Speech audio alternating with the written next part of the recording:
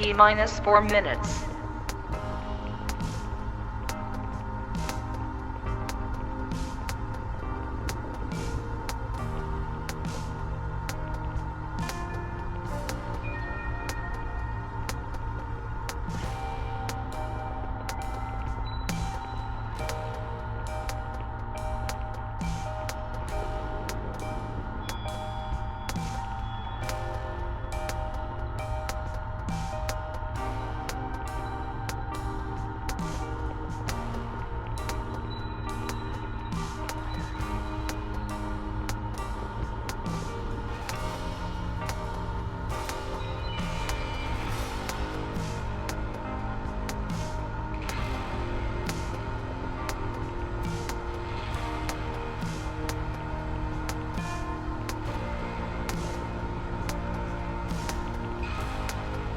T minus 3 minutes.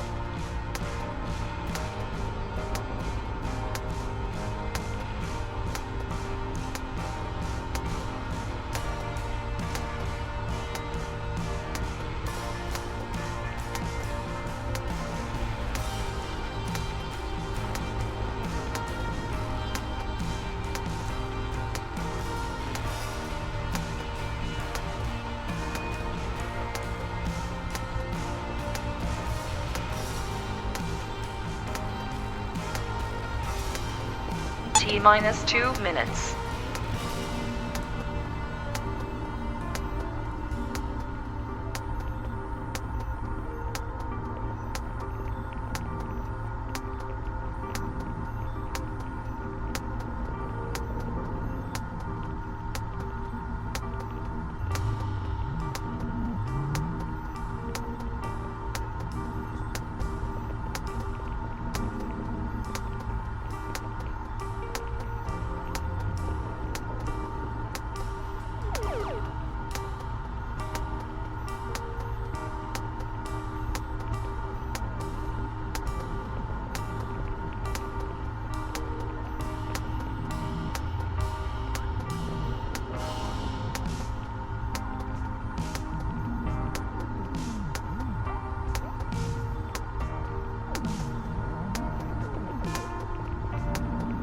T minus 1 minute.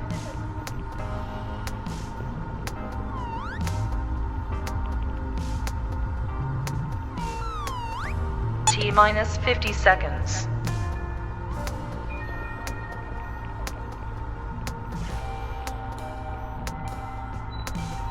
T minus 40 seconds.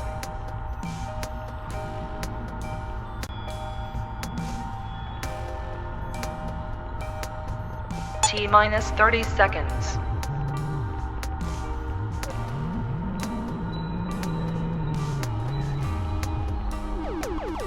T minus 20 seconds.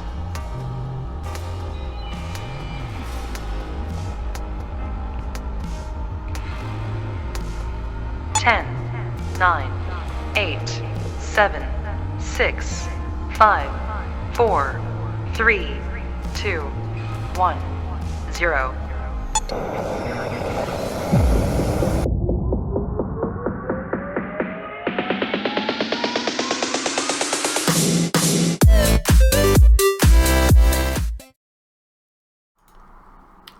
What's going on, everybody?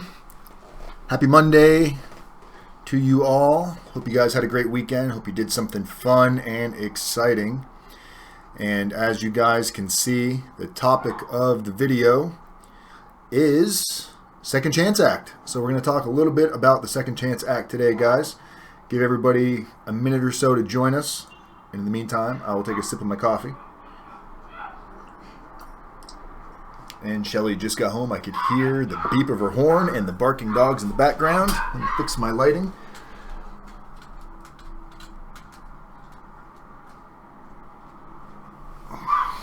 There we go. Hey, Kimberly, how are you? Haven't seen you in a while.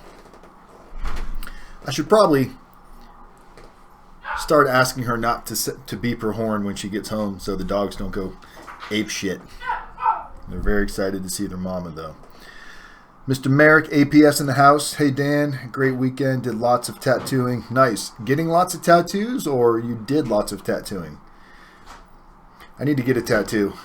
I'm going to get RDAP right here on my neck in Old English. I think that will look nice and spiffy. Anyway, so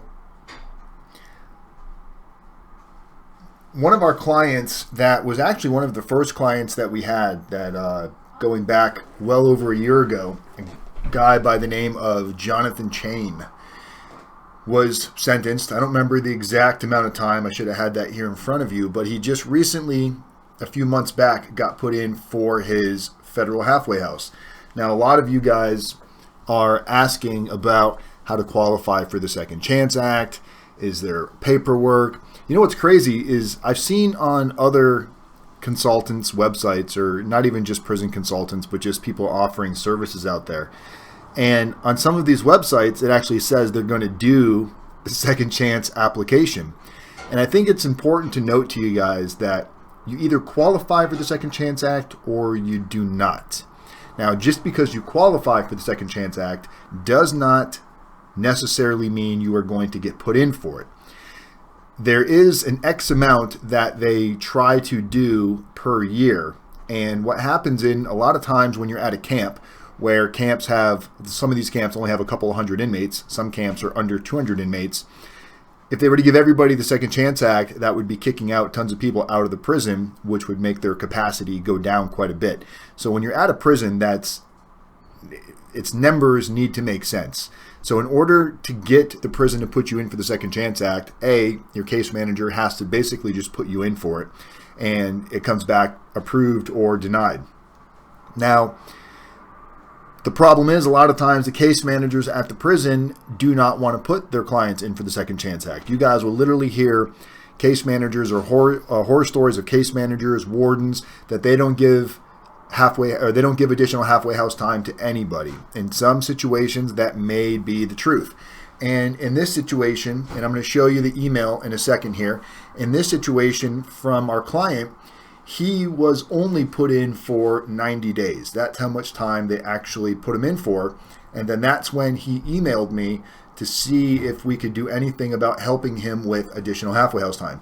So let me show you the email from him. And those of you that are familiar with Core Links, this is how the emails come in on Core Links. Or for those of you that have never used Core Links before, this will give you a little bit of an idea of what an email looks like. So here we go. So this was an email, and I had his name blocked out because I hadn't spoken with him or his family yet about being able to use his name, so I didn't want to use his name initially, but since then, literally very recently, they said go ahead, no problem. So anyway, the client's name is Jonathan Chain. This was sent back to me in July. Hello, Dan. I'm hoping you might be able to help or able to assist. I was hoping to be put in for the Second Chance Act in order to gain additional halfway house. My case manager here only submitted me for 90 days. I am grateful for anything that allows me to leave sooner. Is there anything that you or your team might be able to do? I gave your number to my wife. She will likely reach out to you within a day or two. Thank you, Jonathan Chain.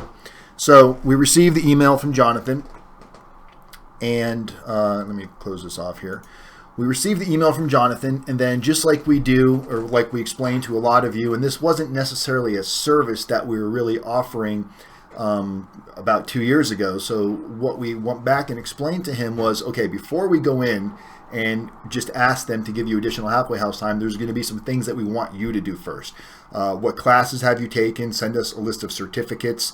We also want to send a letter to your judge, basically like a motion to your judge, asking him to recommend that you be put in for the Second Chance Act based on your what you've done in prison, staying out of trouble, following the rules, not getting any additional shots, but more importantly, what you've done above and beyond what the average inmate is doing. So Jonathan already knew going into prison that we were going to be asking him to take different classes. So he's been doing all of this. He was taking as many classes as he possibly could. He had a lot of reentry type classes, a lot of reentry certificates that he had. So we sent the letter off to the judge, asking the judge to recommend the Second Chance Act, which came back approved. We then took that letter and we compiled a narrative that we sent to his prison. And in his case, he was at Elkton, Ohio. So he's at in Elkton. That's the prison he's located at. So we sent off information to the prison with a well-written narrative explaining why he would be a good candidate for the Second Chance Act, not putting the case manager under the bus or saying it's not fair, basically sticking to facts and explaining and illustrating why this client was a good candidate for the Second Chance Act. So when we were trying to send the letter, we could not get a hold of his family. So we ended up getting hold of his sister, but we didn't have her address. So we ended up using our P.O. box as the return address, which is not ideal, but we had to put something down for the address.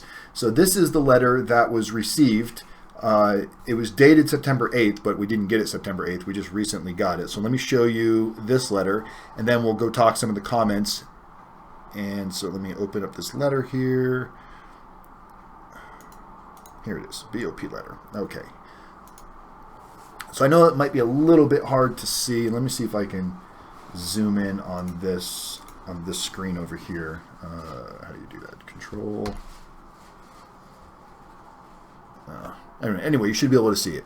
So the letter was addressed to his sister, and you can see it, U.S. Department of Justice, Federal Bureau of Prisons, Federal Correction Institution, Elkton, Ohio, September 8th, 2017. Miss Erica Chain, and then that's our address, that's our P.O. box. Reed Jonathan, there's his registration number. Dear Mrs. Chain, I'm a request of your letter dated August 8th, 2017, in which you request a 10-month residential reentry center, RRC, which is basically the halfway house, for your brother, Jonathan L. Chain, a federal inmate currently incarcerated at the Federal Correctional Institution, FCI, in Elkton, Ohio.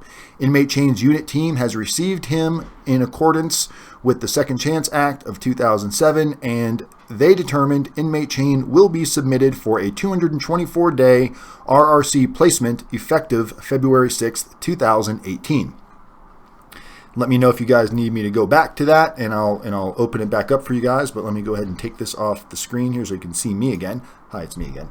So basically, we asked for 10 months federal halfway house because he's in a program that's not going to finish until February, and that's part of the reason that we appealed to the judge asking for the recommendation. I do not have the recommendation letter that came back. If I had that, I would show you that the judge did give a recommendation for him to receive the halfway house. Now remember, recommendation is just a recommendation. A judge can recommendation a prison. He can recommend RDAP. He can make all kinds of recommendations, but ultimately it's up to the BOP. But the way we look at it is a recommendation does carry some weight, especially when you're trying to appease to the BOP, asking them to do something that they've already denied.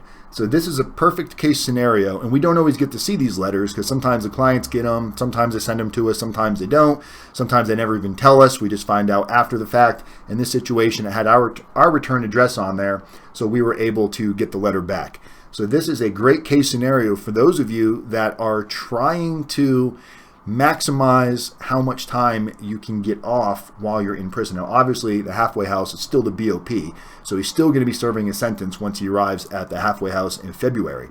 But it's important to note that just because you're originally put in for something and it may not be what you want, the positive outlook that Jonathan took at this is he didn't cry and complain, he didn't go raise hell, he didn't go say it wasn't fair, he didn't start arguing. What he did was he took the information that was given to him and he looked at his options and exposed what was able to be done.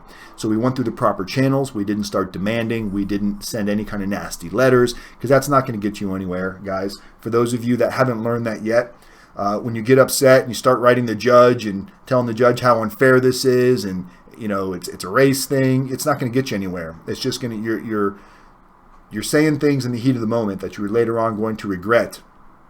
And Jonathan Chain is a perfect example of what hard work, dedication, and patience can conquer and offer. Some people, patience is a virtue, and it's very hard to sit back and wait because, as you guys know, in this system, the BOP, waiting for court dates, waiting for your sentence, waiting for what plea they're going to offer you, waiting. All of these things take time. Nothing happens fast at all. So there you go. There's a little bit of positivity to share with you guys on this happy Monday, to show that, you know, just because it's happened for him doesn't necessarily mean it's going to happen for everybody. But we are seeing this more and more by putting in the right amount of effort in the right areas, applying pressure without breaking. That's the whole point here. So let's read some of these messages that we got here. Mr. Merrick, you just opened your own tattoo shop. Well, congratulations on that. If I'm ever in your area, maybe you can put that RDAP tattoo on my neck in Old English style. We got Scott in the house. What's going on, Scott? How are you? And we got Kevin. I'm from the same place, Scott. Where are you guys from? Oh, okay, gotcha. It says right there, Kentucky. Well, you guys should go out and compare stories. It's always fun. You know, it can be like an outing. So we've got some exciting stuff going on here that we'll be bringing you guys real soon. We're going to be doing some additional interviews and some studio space and even a possible TV channel, guys. So it's things are looking up with Federal Prison Time with RDAP, starting to grab a little bit of traction, starting to get a lot of calls from different prisons asking if we're willing to possibly come. I'm holding my coffee like it's part of the video. Prisons asking if we'll come talk to inmates about positivity and how a positive outlook can really, this whole experience and what you can do while you're in prison requires positivity, patience, and not just staying upbeat. You know, you've got to be doing action-based. What you do with your day-to-day is really going to have a huge impact and dictate possibly what's going to happen in the end. Today, I guess it's because it's Monday, we received several phone calls today. And one of the first phone calls that came in as a text message saying he's getting sentenced tomorrow and just had a couple of questions. I forgot his name, but if you're watching right now, hopefully you are. And if you're not, I'll shoot you a text for you to watch this video. The sad thing in his situation is he hasn't done anything to prepare. He's getting sentenced tomorrow. Hasn't done anything. He's got some letters, some character reference letters, and some personal narratives. I didn't get to read them, but I asked him a little bit about the style, the direction of the letters, and it's typical of what most of you guys and most of you ladies would probably put into a letter. He's a good guy. He's never been in trouble before. You know, he wouldn't do these type of things. This is very out of character for him. He deserves a second chance. Please give him probation. You know, all the same things that every other client or every other defendant writes the judge. And explaining to him, and I'll answer that in a second because I'm not sure. Explaining to him that, you know, and he's like, hey, I think my attorney told something to the prosecutor that I told them in confidence that they brought up to me. Is there anything so now he's scrambling for possibilities on what he can do to try to undo what's already happened. And we hear it all the time. My attorney didn't do this. My attorney did that wrong. You know, this is wrong. I feel like they're, you know, this can't be legal the way they're doing this. They're blackmailing me. We hear all kinds of stories. And as true as most of it is, I think what you guys that have been hanging out with me for a while, the one thing that you're realizing is that is the common practice in this industry. A lot of attorneys aren't doing everything that they can and should be doing. Some attorneys are going well above and beyond. I can tell you right now that I would not want to be an attorney because it sounds like to do the right job, you've really got to be paying attention and be on top of things. And if you've got a large client load, it seems virtually impossible to really give your clients the honest, true attention they really need. Or a lot of people feel like they, because they have a federally appointed attorney, that they're not going to get the same service that they would have as a hired attorney. Now, there may be some truth to that, especially if you're trying to hire expert witnesses and things like this. Yes, that's going to need money. But when it comes down to the attorney versus the attorney, and I heard Michael Santos say it on one of his shows, and it was really good. It was spot on. You know, he was comparing his situation to where he spent a small fortune on his legal defense team, did not take a plea, went to trial, and got 40 some odd years, where the person he was interviewing took a plea and got the minimum mandatory of 10 years. So the best case scenario for that guy was 10 years, and the guy got sentenced to 10 years. And when Michael Santos asked him if he was happy with the outcome, the guy, or if he was happy with his attorney's work, he said no. And it's because he got prison time. His mind's still stuck on that he got prison time. But the way Michael explained it to him was, if Michael had a federally appointed attorney who he wasn't paying a small fortune to, his attorney may not have been telling him what he wanted to hear. Because when you're paying an attorney that kind of money, it's likely the attorney's like, I got to do something for this guy's money and make it seem like it's worth it. So the attorney's, yeah, we're going to go to trial. We're going to fight this. We're going to fight this. And, and Michael was young at that point, took the plea, went to trial, lost, got slammed at 40 plus years. Where if he had a federally appointed attorney who could have really care less, he's not getting paid by you, so he's not going to go out of his way to try to blow smoke up your ass. He's just going to tell you point blank, man, you got to take this plea, because if you don't, you're probably going to lose at trial and you're going to get hammered. So take the plea. That's the upside to having a federally appointed attorney, is you're probably going to get a little bit more gritty truth than you're going to get from an attorney that might be trying to sugarcoat it a little bit to justify the enormous fees that they may be charging you. So keep that in mind when you feel like your federal appointed attorney is not doing their job properly. Also, it's your job to hold your attorney accountable. When I spoke to this gentleman today, I asked him what his base offense level. Doesn't know. Asked him if he's seen his personal narrative. Hasn't looked at it. Getting sentenced tomorrow. So, just like I said to him, I said, you did not take this serious enough. And it's not necessary. A lot of times you don't know to take it serious. You put so much faith and energy into your attorney that you think they're doing everything possible until it gets real. And now you're starting to look for options, and you search out YouTube and you find videos like this, and it starts generating questions that you should be asking your attorney, where now it might be a little bit too late when you're getting sentenced tomorrow. So best thing we told him is, we can take a look at his pre-sentence report if he has it, see if RDAP is an option for him, and maybe get him some additional halfway house time down the road. But as far as preparing personal narratives and character reference letters and getting out and doing the community service and building the mentor network, he's missed that boat. That boat is gone. And he was out on pre-trial this entire time, where he could have made a tremendous difference. And he's not looking at a serious amount of time. He said U.S. probation recommended 36 months. So he might get that a little bit less, a little bit more, but somewhere in that ballpark. So it's not the end of the world for him. But chances are there are some mitigating circumstances that could have taken place that could have put him in a much better situation that he'll never know now. That's one of those situations where we say you do not want to be laying in your bunk after the fact wondering, is there anything else you could have done? Because that is a very, very frustrating feeling, to be laying in your bunk and wishing you had done so many things differently after your point of catching your case.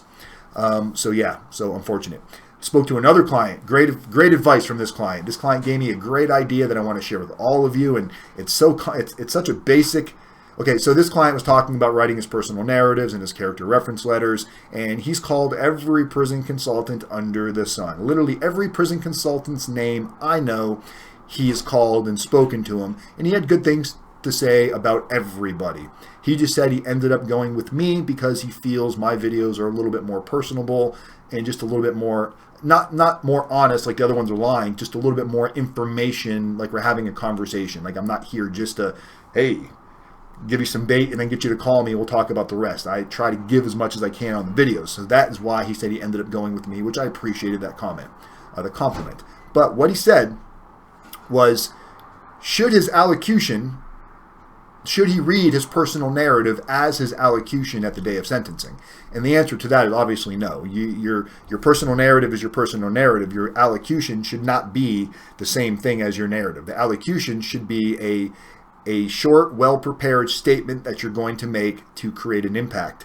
If you're not good at giving speeches and you're not good at standing up in front of public audiences, allocution may not be your best friend.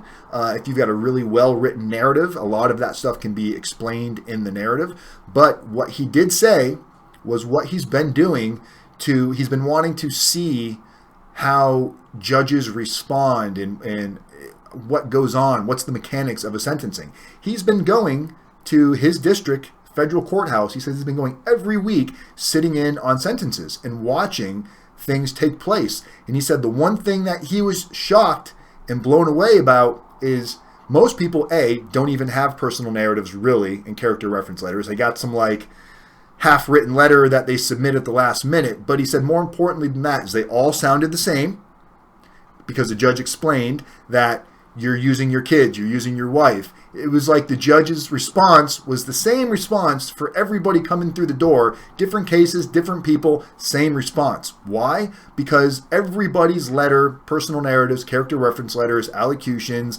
it all reads the same. It all sounds identical. And it does not create any type of emotional impact with the judge. And that's what you guys are looking for. You're looking to create something different than what the judge is not used to saying.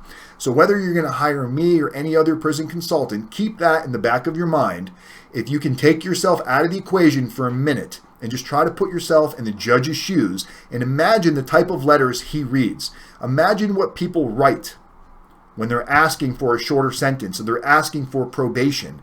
Imagine what goes into those letters, and it's probably exactly what you're getting ready to put in your letter. And if that's the case, stop what you're doing and reevaluate what's going on, because your letters need to stand out. They need to be very different from what that judge is used to reading. We have, Mike Winters in the room. He's a client. We have Dave in the room. He's a client.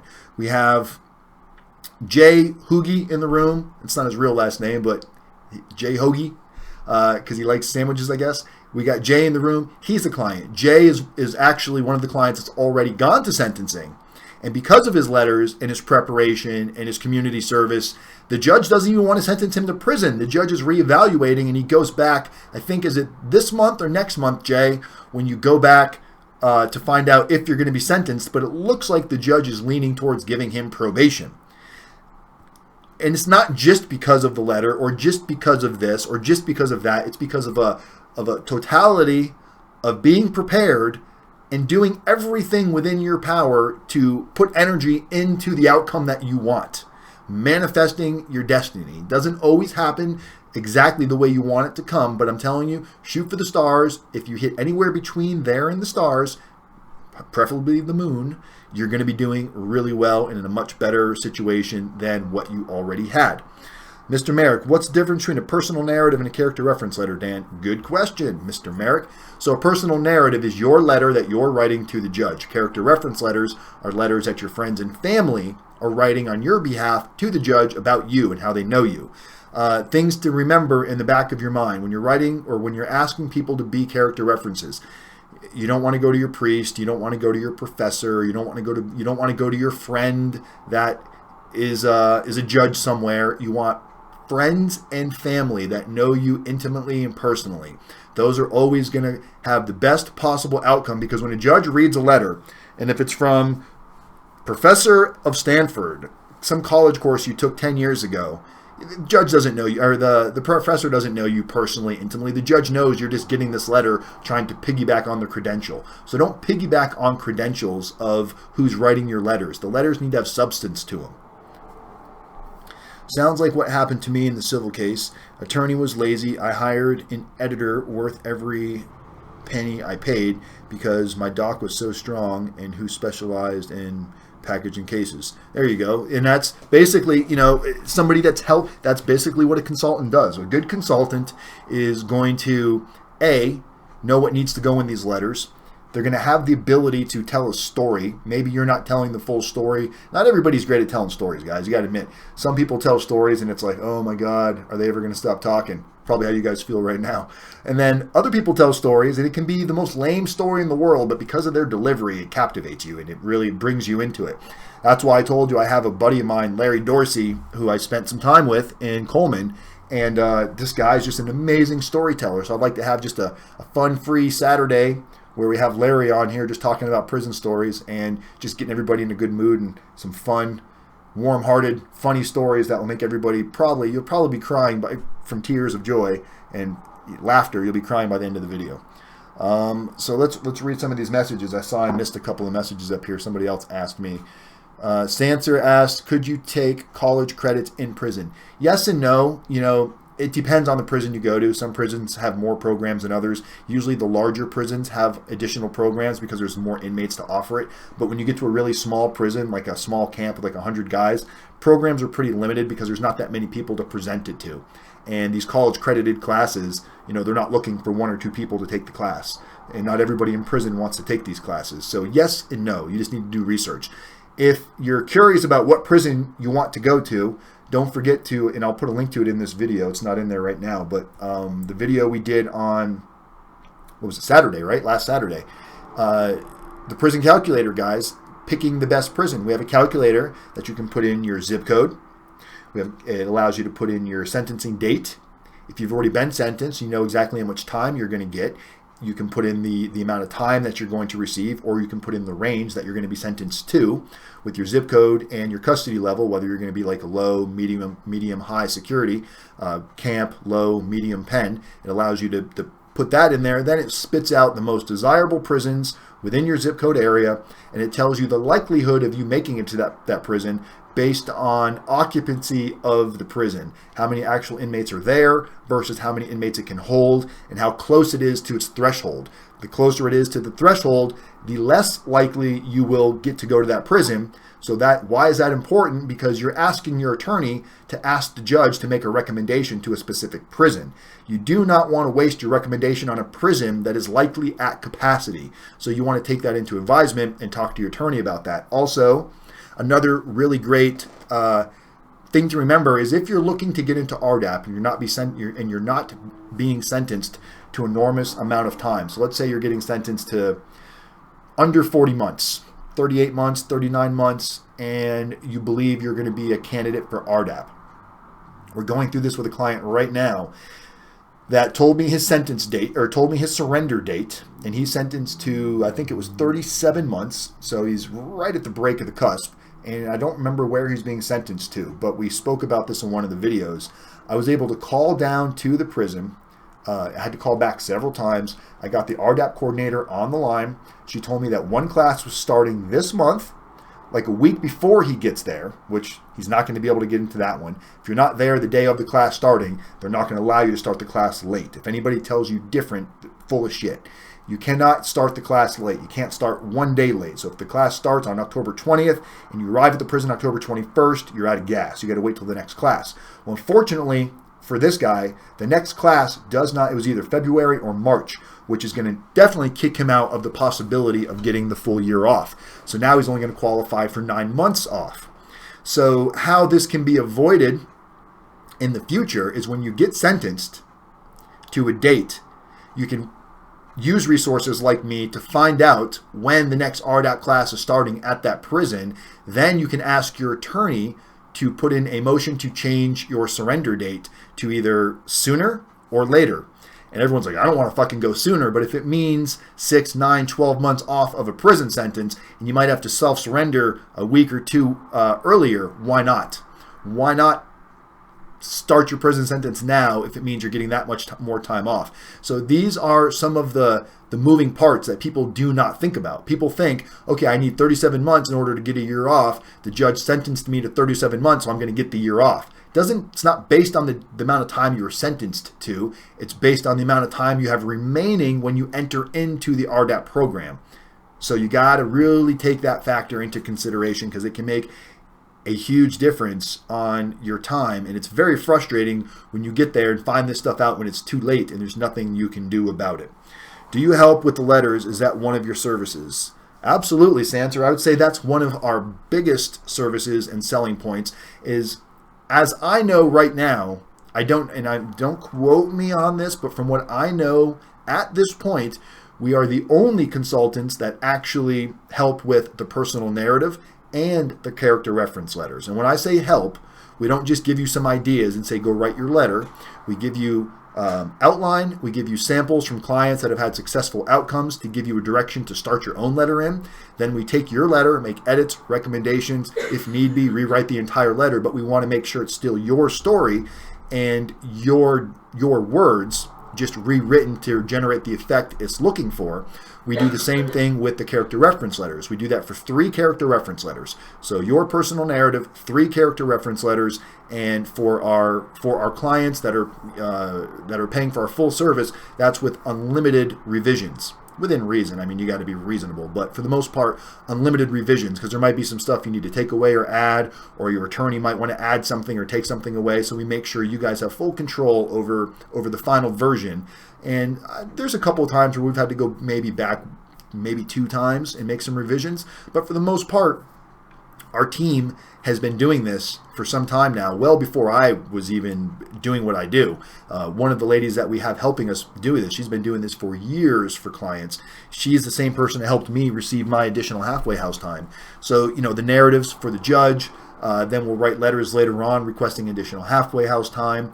We've got people that get to the halfway house and it's for some reason there's one closer to them that they could be at, allowing them to go home on social passes, allowing them to work at a job that they had lined up, or for some reason the BOP sent them to a different halfway house. So we work on getting you redesignated from halfway house to halfway house. So there's pretty much nothing out of the scope of services that we do not do, other than asking us to do something unethical.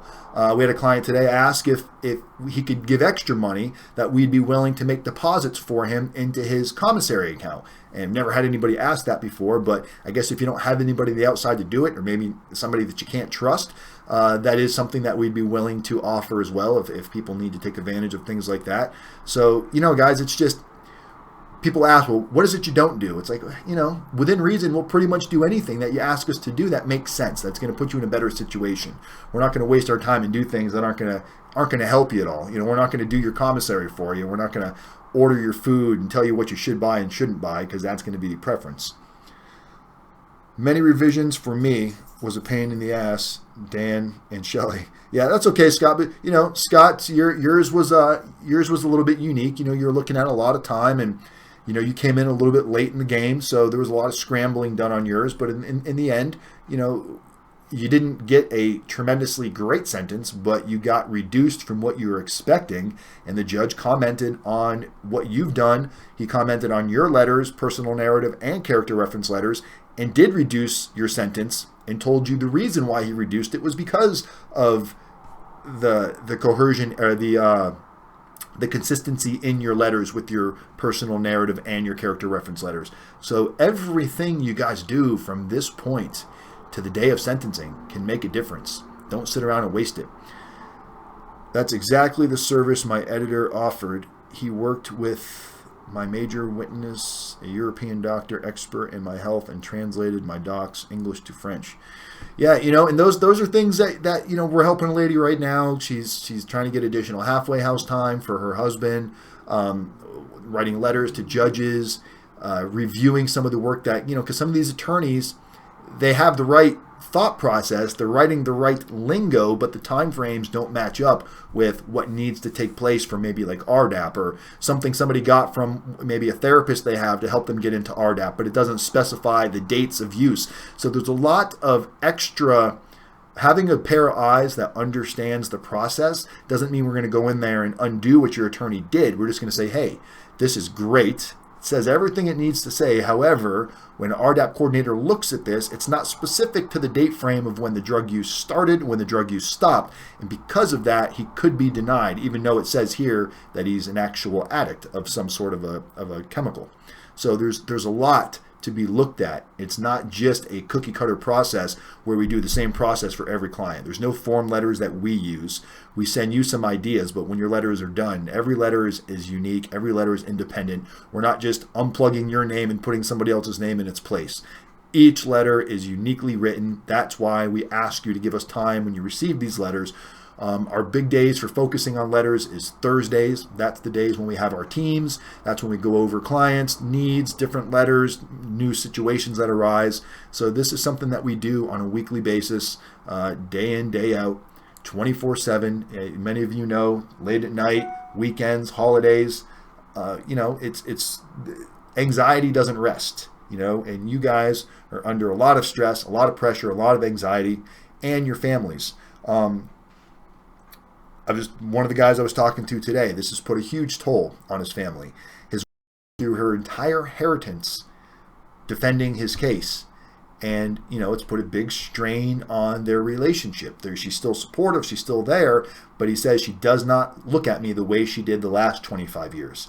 That's got to be a hard thing to admit to yourself, that because of your choices and your actions, no matter how minor or how severe, at some point, we allowed ourselves to be a part of something that was probably not completely up and up. You turned a blind eye, you didn't pay attention, whatever it was, we got to take the responsibility and the blame, because we put our family and friends through a lot of serious trials and tribulations going through this process, guys.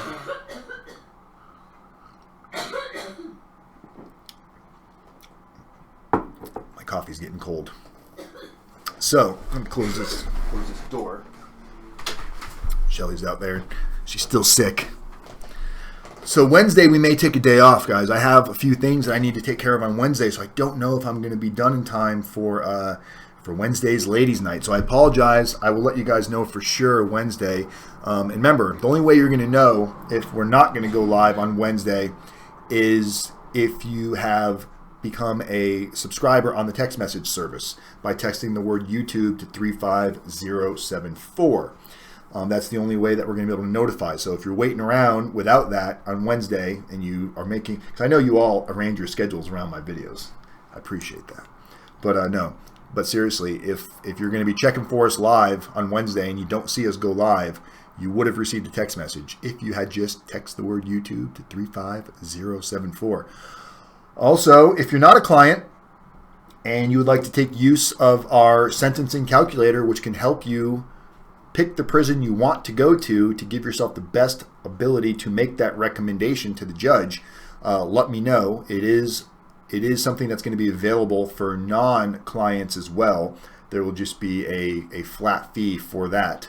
And then we will have some membership options on the website, which should be up. I met with my guy on Saturday. We went and had a meeting. Actually met with him at the library.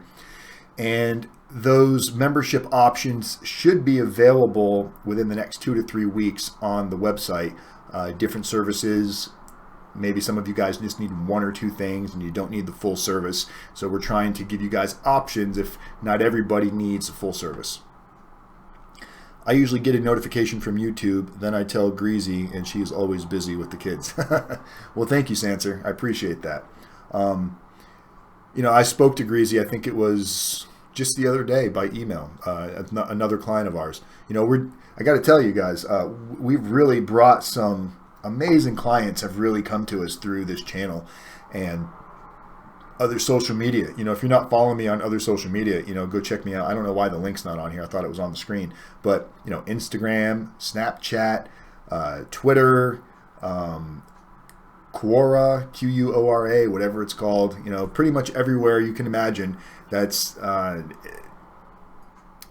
social media friendly. We're out there trying to raise awareness, because it's really sad when you get a call from somebody that's like, I'm getting sentenced tomorrow. I wish I'd known about this service 3 months ago, 4 months ago. So if you're not sharing this information, share this information, guys. Share, there's many ways to give back. It's not just donating money. And again, thank you again, Mike Winters. That really means a lot. I had people email me and comment and say that's really cool that people do that and donate on your channel, because what you guys need to understand is all donations go to help those that are currently incarcerated for the most part. Once in a while we have guys that are trying to get services from us that have zero money, so it helps to pay for the letter writing, because we pay. We have a team of people that do this work, so it's not free for us, so it's hard to do it completely for free. So when you guys donate and we have money in the pool, we're able to use it with the writers to get this stuff done. We used to have sponsors, but most sponsors eventually are trying to become investors, and they think if they sponsor, they can become an investor. And we're not looking for investors, guys. We're not looking for somebody to give us money. That's what the business is for. It generates, business is doing fine, but the sponsors that you guys are creating by donating, that allows these guys in prison coming into the colder months that need sweaters, that need extra hygiene. It allows you to give them a little bit and share, because trust me, some of you are going to be in that same exact situation where you're going to be in prison, and you're going to hope that people are able to help you. And that is something that we're going to start promoting a little differently, so you guys can actually see where the money's going instead of just hearing me say it from an ex-felon. Mr. Merrick, do lawyers appreciate the service you provide them? Some of them do. The ones that don't, I would say that they're just not educated in what we do. And the problem is there are guys out there that are really hurting clients. There are prison consultants out there that aren't doing this. Unfortunately, when you say you're a prison consultant and you hear that name, it's just what does that mean? So attorneys to some extent, I think, don't quote me on this, but I think they just assume we're ex-felons that found a new way to take advantage and rip people off, and can't blame them for thinking that way because, slightly jaded, whatever their experiences are. There are prison consultants out there that's exactly what they're doing. I've spoken to them on the phone. They don't do personal narratives. They don't do character reference letters. They don't tell you that you should be out there doing community service and building a mentor network and going to NA and AA groups. Instead, they try to tell you ways to scam your way into RDAP, and they write some bullshit letter and tell you, give this when you get to prison, like it's going to make a difference. They give you some basic information on how to get into RDAP, and they're charging 3, 4, 5, 6, 7, 10, 15 grand. There's a lot of guys out there that aren't just charging a lot of money, they're also not doing anything for that money. There are guys out there that are charging a lot of money, but they offer great services. Michael Santos is, he's an asset to this industry that will probably go down. If there was a Hall of Fame in prison consulting, Michael Santos would probably have his face on it because he offers great content. He's helping prisons. He's putting out really good information. Justin Perperny, he helps people prepare. It's all about taste. It's about what's the best situation for you.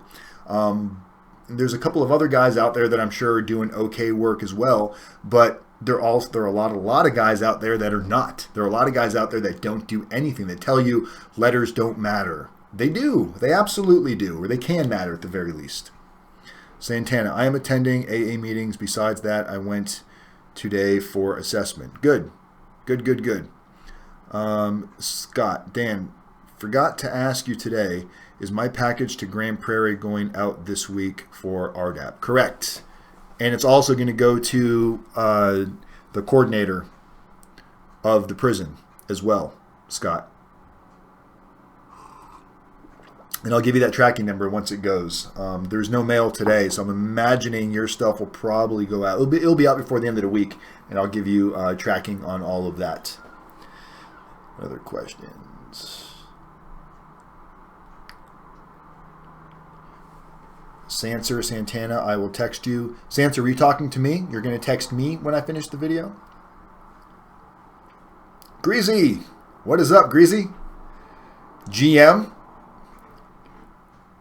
That's Greasy for all of you that don't know. That's another client. Room's full of clients tonight. Nice to see all my clients showing some support in the room. GM Motors. That's what I always think about when I see Greasy's name there, her little GM. GM Motors. I didn't know for the longest time when she was in my room. I didn't know that was my client because she's just there watching, and she would comment, but she didn't say, hi, this is Greasy, so I didn't know that was her. So I was always making fun of her name. Not making fun, but good-hearted fun. Man, my cheeks are red. My beard is long and gray. That 40's creeping up real fast. RDAPdan, about to turn, well, I'm only going to be 39, but it feels like 40. So that's pretty much it, guys. Halfway house. Those of you that just joined us, let me show you this one more time. So the reason why I did this video today, we had a client that was originally only put in for 90 days. He was put in for 90 days of halfway, or requested 90 days of halfway house from his case manager, and he wanted more halfway house, but he didn't just go beg and bitch and complain. He went about it the right way. So here's the letter from my client, from Jonathan, and I blacked out his name because this is before I got approval to use his full name, but it's Jonathan Chan. And I'll just read this one more time. Most of you are like, damn it, we already saw this letter, Dan. But not everybody was in the room. So I'm hoping you might be able to assist me. I was hoping to be put in for the Second Chance Act in order to gain additional halfway house. My case manager here only submitted me for 90 days. I am grateful for anything that allows me to leave here sooner.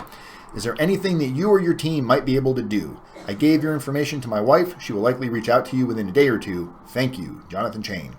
So that was, when was that? That was in July 2nd. So before we did anything, we contacted Jonathan Chain, made sure that, found out what classes he had finished, what certificates he had, what he was still doing in prison, what classes he was involved in currently. So then we prepared a letter, sent it off to the judge in the form of like a motion requesting the judge to recommend additional halfway house through the Second Chance Act. Not saying give it to him or he deserves it, just recommending and explaining what he had done while he's in prison, painting a picture of somebody that is deserving of this type of benefit. And the letter that was received back from the prison is right here. So this was the letter that was received September 8th from the U.S. Department of Justice, Federal Bureau of Prisons, Federal Correction Facility, Elkton, Ohio, September 8th, 2017. This was actually sent to his sister. Miss Erica Chain, P.O. Box. It was our address because we didn't have her address when we were trying to send out the letter, and because we didn't get a response, we didn't want to wait on sending the letter, so we used our return address, which we don't normally do. Dear Mrs. Chain, I'm in receipt of your letter dated August 8, 2017, in which you request a 10-month residential reentry center RRC placement for your brother, Jonathan L. Chain, a federal inmate currently incarcerated at the Federal Correctional Institution, FCI Elkton, Ohio. Inmate Chain's unit team has reviewed him in accordance with the Second Chance Act of 2007, and they determined Inmate Chain will be submitted for a 224-day RRC placement effective February 6th, 2018. So he went from 90 days to 10 months, guys. It's because he didn't get upset when the BOP put him in for, a only 90 days, or when his case manager only put him in for 90 days. He then did the next best thing that he could do, is give an explanation as to why they may want to reconsider without being demanding and saying that you owe me this. It's not there. You gave it to my cellie. You know, you can't go in there and make these statements because you don't know what's going on behind the scenes. My attorney hated my editor. My attorney thought my case. Yeah, and that's the thing. I'm just reading your. I didn't even read the whole thing, and that's another issue we have sometimes with attorneys. Is we've literally got a client right now that his attorney does not want the client to do any letters, is telling the client, do not submit letters. It's a bad idea. And we asked why. You know, is this judge particular do not like letters? And he's never even dealt with this judge before. So it's just an attorney preference that he thinks letters are a waste of time. And they can be a waste of time if they're poorly written letters. But a well-written, executed, on-point, constructed, from start to finish, roadmap to success type of letters can have a huge impact. They're definitely not going to hurt your situation. They may not do anything to better your situation. And it's just crazy. It's like you're paying this attorney, and I'm dealing with the client's mother because the client's currently incarcerated, and her attorney just doesn't want to do it. So we're going to have to bypass the attorney in this situation and make sure the judge and the U.S. probation officer who's going to be conducting the pre-sentence report gets this letter, because it could make a difference. So it's frustrating to see this. Now he's recommending clients use someone who packages cases and editors. Well, that's great information, Annan. Give him my information. Send him my way. Sanser, could I talk to prisoners, other prisoners? The only way you can talk, you'd have to get an approval. If it's like if you guys are fighting your case together, like if you're both in appeal. So basically what she's asking is, if we're both in prison, can we talk to each other through core links? Can we email each other through core links, inmate to inmate? And the answer in that is typically no. Now, if it's your husband or your wife and you're both locked up, yes. Or if you're both on the same case and you're both fighting your case and you need to be able to communicate, then yes. But other than that, no. Like when me and Shelly were both in because we weren't married, they would not. Now, it's weird. I was approved to talk to Shelly. My case manager approved it. Her case manager denied it. So they wouldn't allow us to talk because both case managers were not on the same page. So the answer to that is no, Sanser, for the most part, unless it's a weird situation. Me texting Greasy. Yeah, you're not going to be able to contact Greasy. You're going to have to do it third party. You know, you're going to have to send a letter or an email to somebody like me, and then I send an email to Greasy. So that's the only way, and that's frowned upon. That's really not allowed. But like me and Shelly, I used to write letters to either her mom or my best friend, and then he would repackage the letter and send it off to Shelly from him, so she would get my letters, and we never had any issues from that. So, you know, there are workarounds to making those things happen, but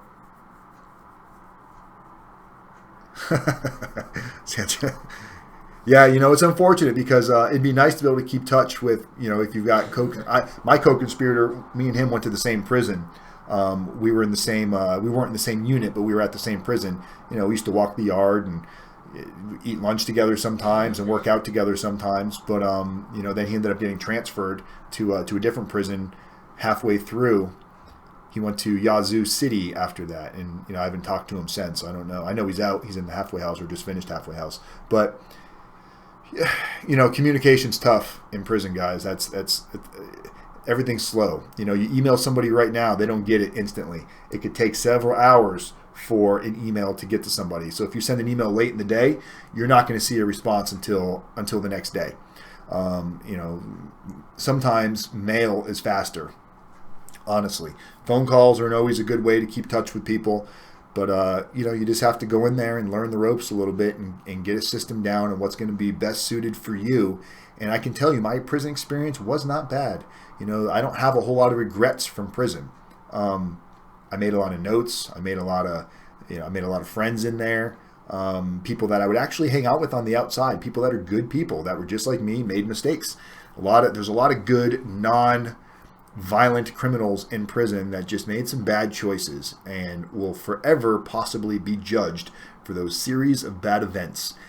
You do all the best things in the world, you don't get a thank you. You fuck up one time and everybody remembers you for that one screw up you made. So just remember that, guys, that there are going to be hurdles and speed bumps after all of this, and everybody can't wait to get to the halfway house. The halfway house is no picnic.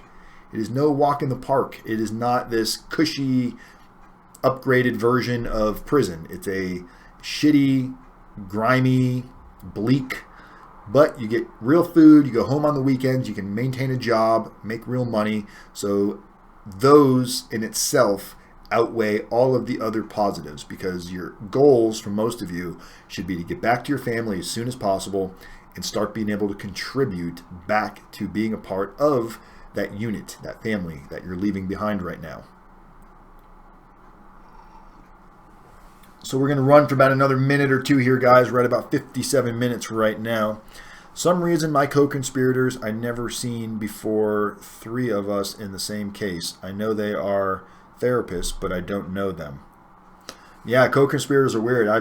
Sometimes you have no idea who your co-conspirators are. You're just linked through somebody who said something to you and they said something to them, and it puts everybody in this giant spider web of conspiracy.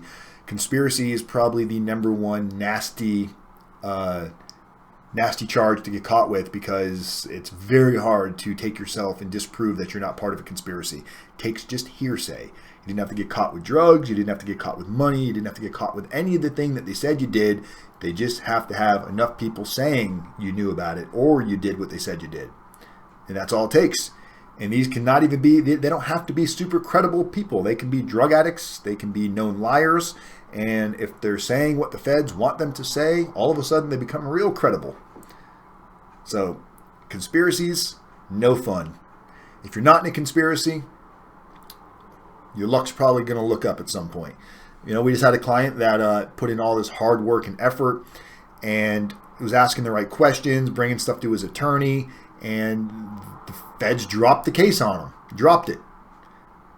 And then they regrouped and hit him again.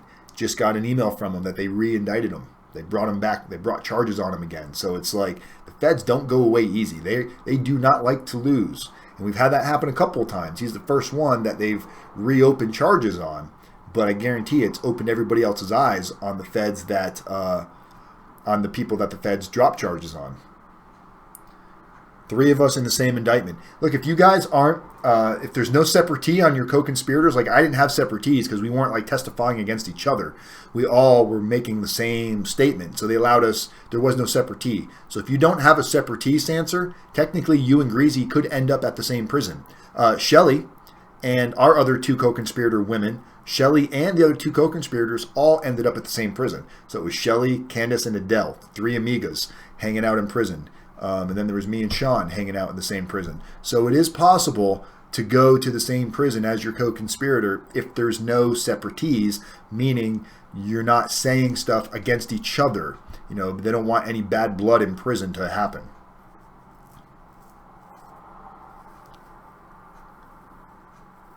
did you go to West Palm halfway house? I did not, Dave, because I transferred right out to Spokane, Washington from prison. But I know plenty of guys that are in West Palm Beach halfway house, and it's not pleasant and nice. I don't know how new it is. It's back behind the Goodwill or something back there. But they all tell me the same horror stories that I lived in my halfway house.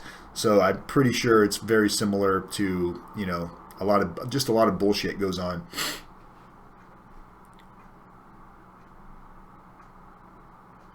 Yeah, so Sanser, you guys might, it doesn't mean you're going to go to the same prison for sure, but there is you guys are all in the Miami area, right? So Coleman's probably going to be your guys' one of your first choices, Coleman Camp. That's where Shelley was based at, because we were based out of West Palm Beach when we were getting sentenced. So Coleman, because I don't think Miami doesn't have a camp for women. I don't believe. I double checked that. But Coleman is probably where you guys would be designated to. And Coleman's not bad. Shelley's got a lot of great memories from Coleman. That sounds so crazy. I got great memories from prison. It's not all stuff that you try to blank out, or stuff that you try to forget. And we're gonna have a fun prison story. I'm gonna wait for Larry Dorsey for this one, but we had a transgender that looked like a real female. It was god awful scary. Not scary like ugly, just scary how much it looked like a real woman. And putting somebody that looks like a real female into an environment with some of these guys. Remember, I was at a low. I wasn't at a camp. So these guys could have still 20 years left on their sentence. And some of them have been down 15, 20 years already. So you've got these guys that have been down for decades seeing this new era transgender walking through the compound with giant fake boobs, fake butt, fake lips. I mean, long hair, sounds like a woman. I remember I was walking the yard and I had my headphones on and I'm walking the yard. I didn't know she was on, or look at me calling her she.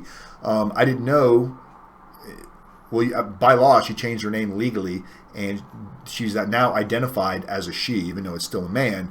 Her sexual parts are still male. Her name is Lampley, Miss Lampley, and she's identified as a woman. So on the compound, we were told we have to call her Miss or Mrs. or Inmate Lampley. We could not say Mr. or Sir or Hey Dude. You had to refer to as a woman. But I was walking the track with my headphones on, and I look up, and it took me by such surprise. I saw this, what I thought was a female, walking with shorts and a white tank top on. And I'm just going, what? How?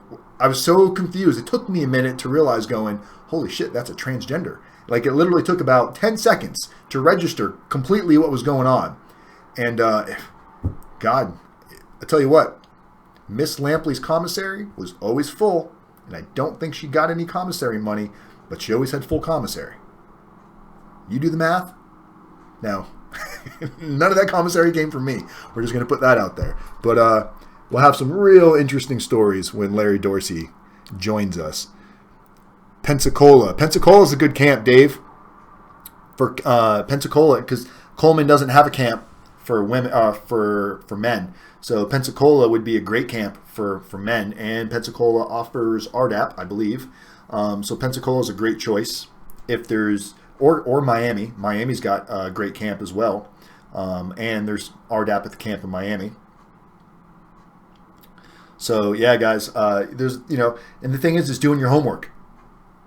The guys I spoke to today, I had 4 clients all sign up together. They're not funny. They're all in MCC, forgot where, in San Diego right now in an MCC holdover, but they're on pretrial. They haven't been sentenced yet, and they're not co-conspirators. They just somehow heard about me, and they all called me. I got all of a sudden 4 invites on Core Links. And I was like, wow, that's really weird.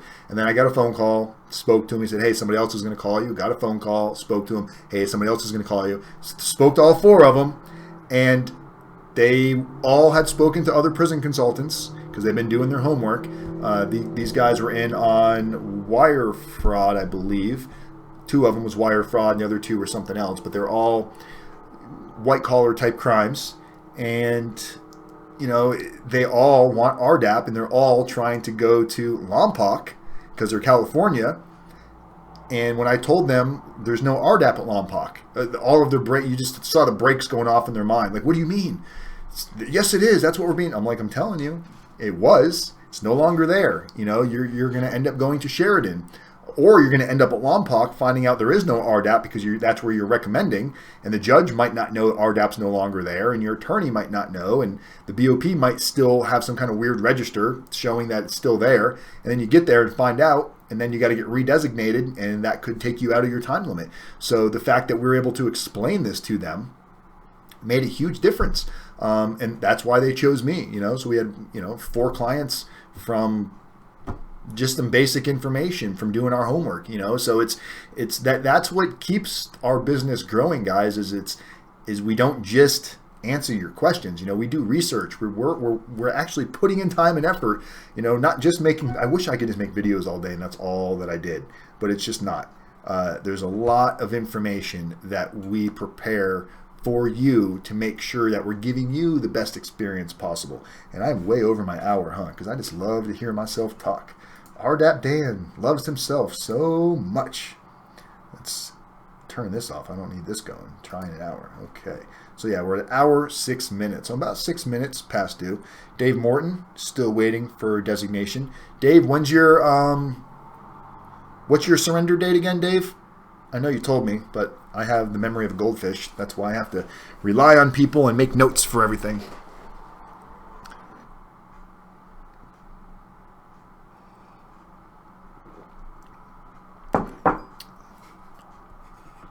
November 1st. Okay, so you still got time. And remember, if you haven't heard anything, you can always call your pretrial probation officer or the marshal's office and try to see if they have anything in their information yet.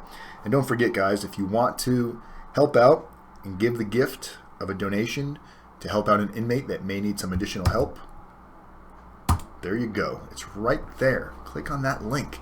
Do it now. We accept everything from a penny to whatever you want to give. And that just helps people. So there's my shameless plug again, asking for money. I'm like the guy on the street. You know what I can't stand, not to get too off a subject, is these GoFundMes. GoFundMes could be used for great causes, but I see people using GoFundMes to help pay their bills.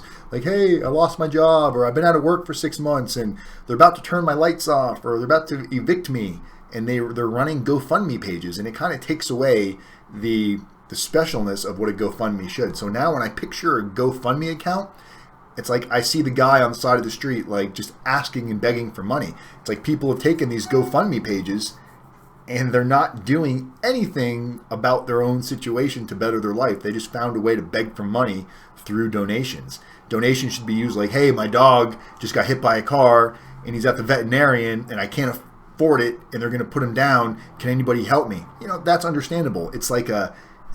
But you've been out of work for 6 months and you're expecting somebody to come bail you out? Come on. There's jobs out there. People don't want to take jobs. That's the problem. When you get out of prison, there are jobs. Don't listen to all these people saying you can't get a job. There's plenty of jobs, plenty of choices. It just may not be the ideal job that you necessarily want right away. But you will get a job if you really, really want one. It says we were unable to find this broadcaster. Well, ain't that some shit?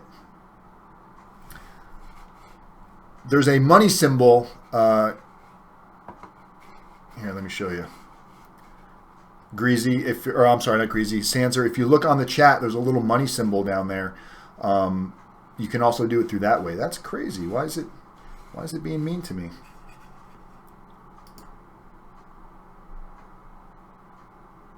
Huh.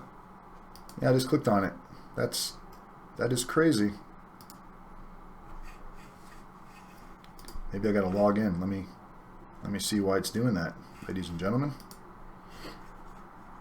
Boy, Shelly's cooking something. It smells really good out there. Unless it's a neighbor, because the window is open.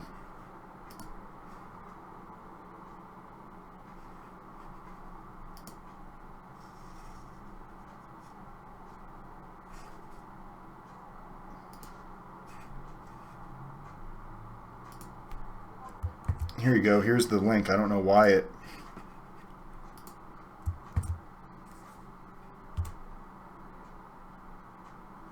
There's the link, guys. I'm sorry. I don't know why that link was wrong, but I'm glad that you guys just told me that because, oh, I see why. Dang it. All right. So there's the link. I just reposted it. It should work now. Had my rdapdan in there twice for some reason. So anyway, guys, if you need anything, call, text. I know, Sanser, I know you said you were going to call or text me. Feel free. I'll be available for at least the next hour or so. For those of you that haven't already subscribed to my channel, go ahead and do so now just by tapping the notification, the little bell. Also, if you haven't texted the word YouTube to 35074, that will allow you to receive updates, notifications, if we're not going to be going live on days like this coming Wednesday, different things like that. Hope you guys have a fantastic week. If you believe it, you can achieve it. People helping people every single day. Community as method. Love every single one of you. Hope you guys have a fantastic night. All right, guys. Take care.